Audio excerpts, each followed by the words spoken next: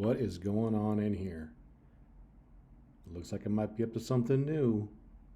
Yup. What are these goofy looking things? Your boy got into Bitcoin mining. Why is there a fan down there?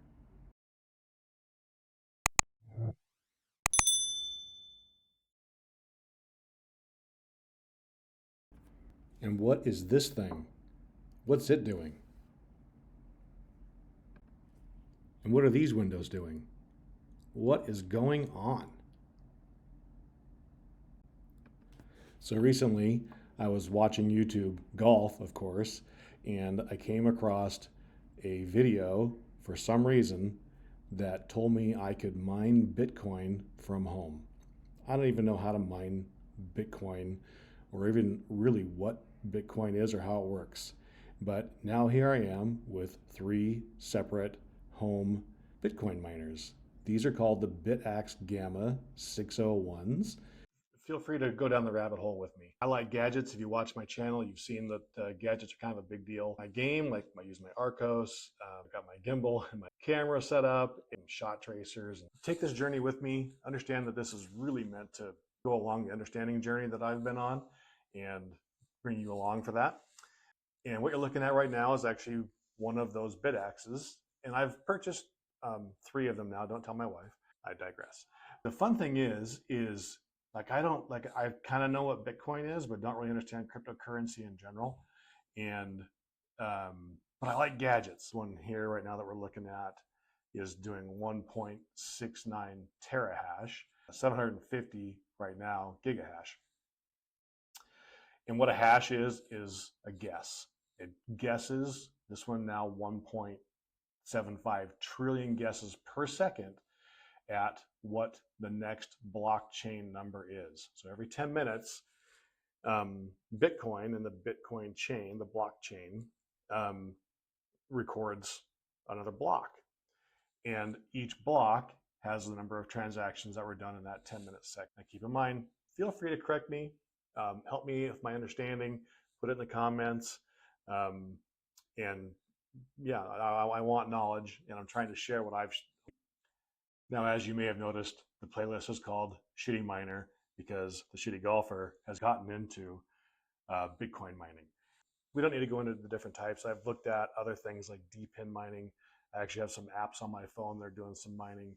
But where the rubber meets the road is with what we all kind of are familiar with at this point in life, which is Bitcoin and the blockchain. What does this do? I'm trying to figure out the next number for the blockchain. What that looks like is pretty incredible and has a very high what they call difficulty. So if you see here, this particular miner has done 11.8 G. Explain it at a real cursory level. And then since the last reboot, it's done 110 M is its best difficulty. These are the number of shares it's worked on. And then the efficiency is basically terahash per joule, so power. So when you're crypto mining, the cost of power is a factor. With the Bitaxes, generally not. These are like leaving a light bulb on. There's a constant hash rate. What's fun about these is that you can what's called overclock them. If you look at the picture of them again, here's a picture of it. You can see there's a big fan with a heat sink on it.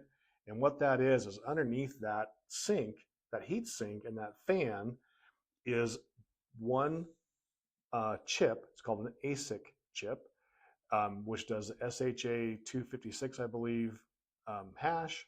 And it just sits there and grinds out numbers every second of every day, as long as you have it running. You can give it more frequency and more voltage to get it to go faster.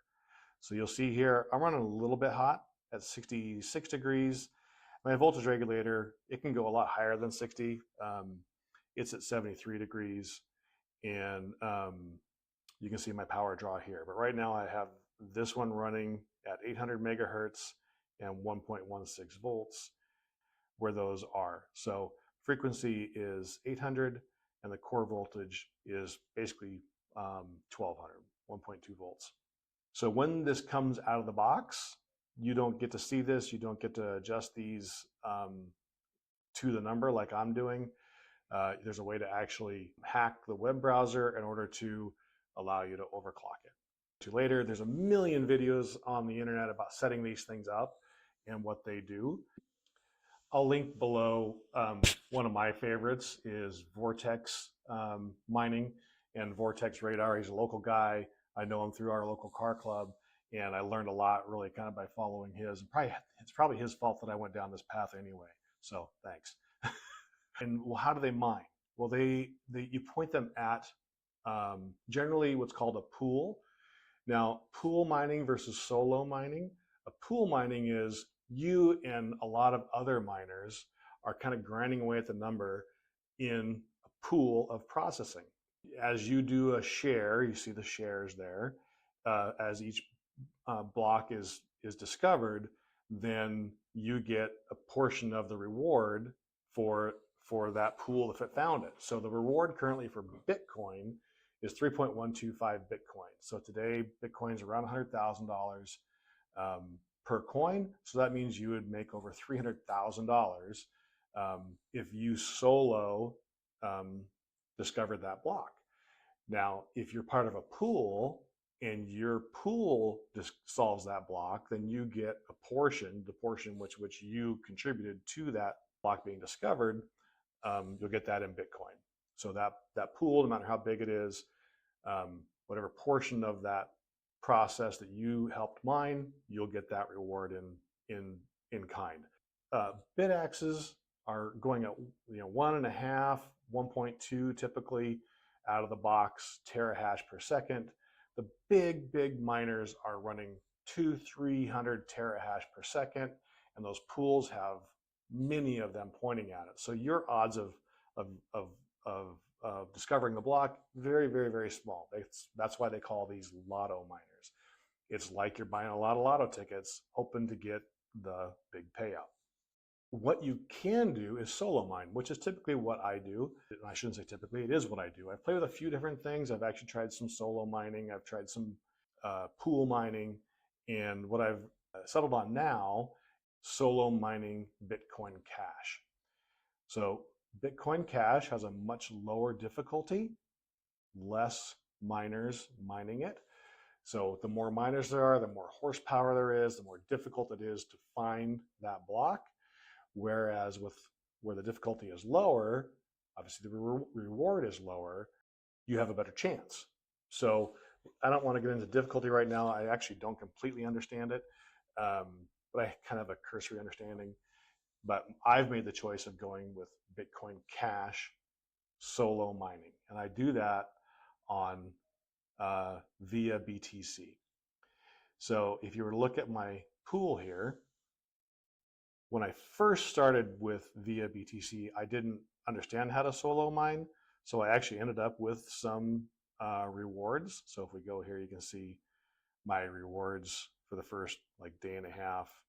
I earned about 5 cents, which is fine. If you actually took the cost of my power that I spent on these 3 Bitaxes, I would have gone backwards for the day. But now I am solo mining, and my current 10-minute average is 4.69 terahash. So it's taking those 3 Bitcoin miners, those 3 Bitaxes, and combining them. So you can see my 10-minute average hash rate. They've been running for a couple days now. Currently there are 3. My hour-long average is 4.62. My one-day average is 4.43 terahash. And it's important that ping between you and that server is as low as possible. My ping rate to via BTC is really good. So there's not a lot of latency involved. Let me just show you my 3 Bitaxes. You can see them running here. Here's this is the very first one I bought. I got this at bitcoinmerchant.com. And it's been pretty darn reliable. It's had my very best difficulty. By the way, I think when I looked last, the difficulty to solve the Bitcoin Cash block was 456G. So I got not actually close, but I'm in the G range with this particular miner. Um, this one I got from Solo Satoshi. Now, Solo Satoshi, what the hell's a Satoshi? I'll explain that upcoming, not in this video. Um, and Sats, oh my God, my brain has gone down the rabbit hole. This one I got from Solo Satoshi. At first, I was a little bit about it, but I will tell you that it really has been the most reliable in running at a very high rate and at a pretty lower frequency right now. It's at 850, but I'm 64 degrees. I'm pretty good at 65 as a range. That's Celsius, of course. You can see it has 629 best, and since I've rebooted it, 3.92, which was this morning.